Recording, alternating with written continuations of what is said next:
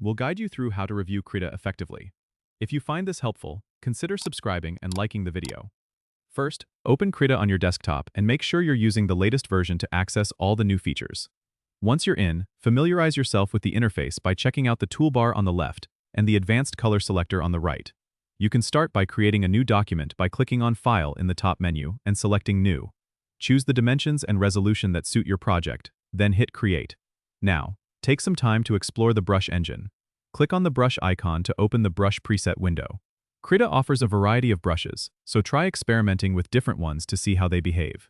You can customize brushes by adjusting settings like size, opacity, and blending mode to suit your artistic style. Next, check out the Layers panel on the right side. Layers are crucial for organizing your artwork. Add new layers by clicking the New Layer button, and remember to name them to keep track of different elements.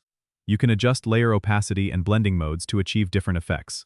To get a feel for Krita's features, try out the different tools available. The Transform tool lets you resize and rotate elements, while the Selection tools help you isolate parts of your artwork for editing.